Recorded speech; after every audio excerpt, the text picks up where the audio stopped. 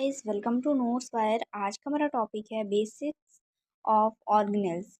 Synopsis में हम देखने वाले हैं introduction, definition, types of organelles, function of organelles, difference between prokaryotic and eukaryotic organelles, application of organelle study and conclusion, then reference. तो ये रहेगा साइनॉप्सिस।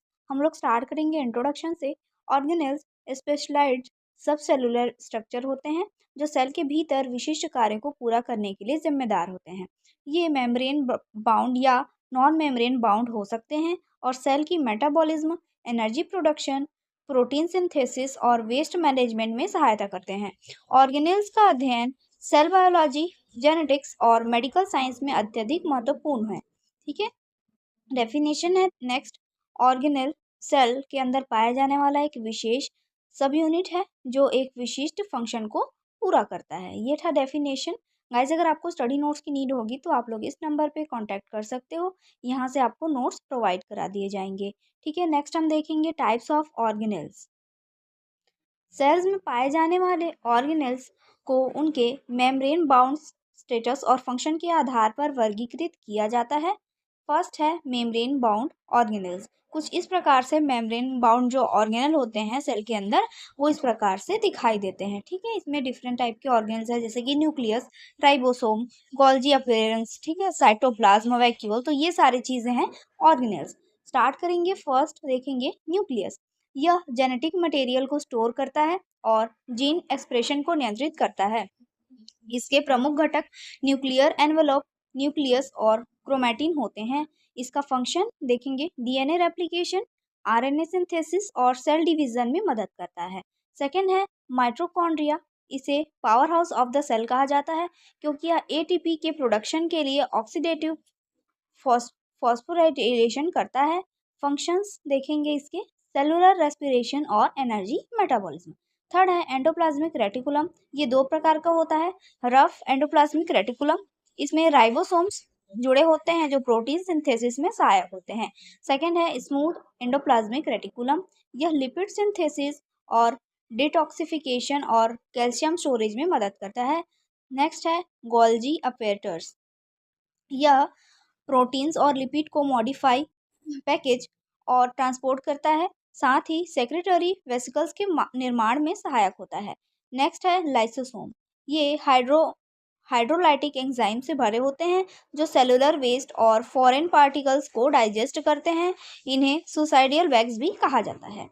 नेक्स्ट है पेरोक्सिसोम। ये हाइड्रोजन पेरोक्साइड मेटाबॉलिज्म और फैटी एसिड ऑक्सीडेशन में मदद करते हैं, साथ ही फ्री रेडिकल्स को डिटॉक्सिफाई करते हैं। नेक्स्ट है वॉक्यूल्स। प्लांट्स में देखेंगे एक बड़ा सेंट्रल वॉक्यूल होता है जो वाटर और न्यूट्रिएंट्स को स्टोर करता है। एनिमल्स में छोटे वैक्यूल्स पाए जाते हैं जो वेस्ट स्टोरेज और इंट्रासेलुलर ट्रांसपोर्ट में सहायक होते हैं। सेकेंड है नॉन मेम्ब्रेन बाउंड ऑर्गेनेल्स। देखेंगे इसमें फर्स्ट राइबोसोम्स। ये प्रोटीन सिंथेसिस के लिए जिम्मेदार होते हैं। फ्री राइबोसोम साइटोप्लाज्म में स्वतंत्र रूप से ये पाए जाते हैं। Bound ribosome rough endoplasmic reticulum से जुड़े हुए होते हैं। ठीक है, नेक्स्ट है साइटोस्केलेटन। यह सेल स्ट्रक्चर और इंट्रासेलुलर ट्रांसपोर्ट में सहायक होते हैं। इसमें तीन प्रकार के एलिमेंट्स होते हैं। फर्स्ट है माइक्रोफिलामेंट, सेकेंड है माइक्रोट्यूब्यूल्स, थर्ड है इंटरमीडिएट फिलामेंट्स एंड सेंट्रियोल्स। देखेंगे नेक्स्ट है सेंट्रियोल। यह एनिमल सेल में सेल डिवीजन में सहायक होता है और माइक्रोट्यूब्यूल्स के संगठन में मदद करते हैं। थर्ड है प्रोटोस्टोम्स प्रोटेस्टोम्स। यह अनवांटेड प्रोटीन को डिग्रेड करने के लिए जिम्मेदार होता है और यूबिक्विनेक्टिन प्रोसेस प्रोटेस्टोम सिस्टम के माध्यम से कार्य करता है। नेक्स्ट है फंक्शंस ऑफ ऑर्गेनेल्स। फर्स्ट है genetic information storage and expression. Nucleus DNA को स्टोर और रेगुलेट करता है जिससे जीन एक्सप्रेशन और हेरिडिटी को नियंत्रित किया जाता है। सेकेंड है एनर्जी प्रोडक्शन। माइटोकॉन्ड्रिया और क्लोरोप्लास्ट एटीपी और ग्लूकोज का सिंथेसिस करते हैं जिससे सेल्स को आवश्यक ऊर्जा मिलती है। थर्ड है protein and lipid synthesis. Endoplasmic reticulum और राइबोसोम्स प्रोटीन और लिपिड का निर्माण करते हैं जो सेलुलर प्रोसेस में महत्वपूर्ण भूमिका निभाते हैं। नेक्स्ट है intracellular transport. Golgi operators vesicles के माध्यम से मैक्रोमोलिक्यूल्स को मॉडिफाई और डिस्ट्रीब्यूट करता है, जिससे सेलुलर ट्रांसपोर्ट सुचारू होता है। नेक्स्ट है सेलुलर वेस्ट मैनेजमेंट। लाइसोसोम और पेरोक्सिसोम टॉक्सिक मटेरियल्स और सेलुलर वेस्ट को डिग्रेड करते हैं, जिससे सेल स्वस्थ बना रहता है। नेक्स्ट है cell shape and movement.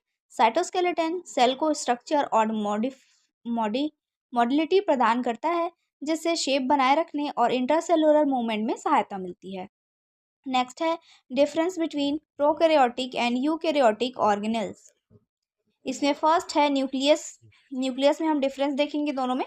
Prokaryotic cells में न्यूक्लियस नहीं होता, डीएनए न्यूक्लियोइड रेजिन में पाए जाते हैं।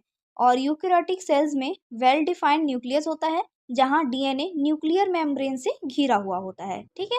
नेक्स्ट है membrane bound organelles. Prokaryotic cells में मेम्ब्रेन बाउंड ऑर्गेनेल्स अनुपस्थित होते हैं और यूकैरियोटिक सेल्स में mitochondria, endoplasmic reticulum, Golgi operators, lysosome जैसे मेम्ब्रेन बाउंड ऑर्गेनेल्स क्या करते हैं, यहाँ उपस्थित होते हैं। नेक्स्ट देखेंगे राइबोसोम्स। प्रोकैरियोटिक सेल्स में छोटे राइबोसोम्स होते हैं, यूकैरियोटिक सेल्स में बड़े राइबोसोम्स होते हैं। ठीक है। नेक्स्ट है सेल वॉल। प्रोकैरियोटिक सेल्स में अधिकांश में पेप्टिडोग्लाइकान से बने सेल वॉल होती है और यूकैरियोटिक सेल्स में प्लांट्स और फंगी में सेलुलोज या क्लिटिन से बनी सेल वॉल होती है, जबकि एनिमल्स में सेल वॉल होती नहीं है। ठीक है। नेक्स्ट है सेल डिवीजन। प्रोकैरियोटिक सेल्स में बाइनरी फ्यूजन के माध्यम से विभाजन होता है और यूकैरियोटिक सेल्स में मिटोसिस और मेयोसिस के माध्यम से सेल डिवीजन होता है। नेक्स्ट देखेंगे mitochondria and chloroplast.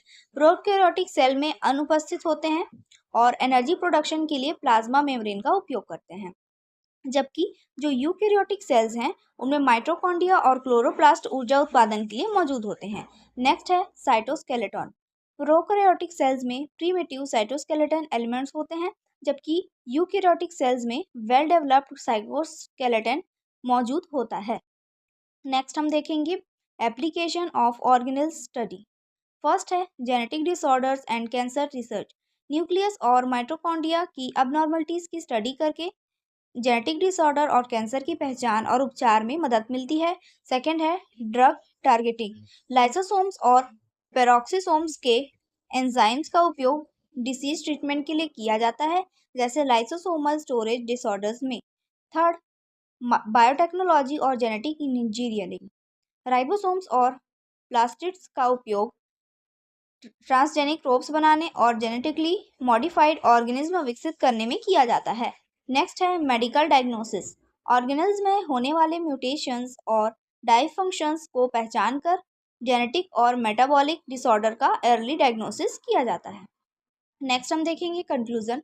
Organelles sales के भीतर कार्य करने वाले स्पेशलाइज्ड सब यूनिट होते हैं, जो सेल की सर्वाइवल, फंक्शन और ग्रोथ में महत्वपूर्ण भूमिका निभाते हैं।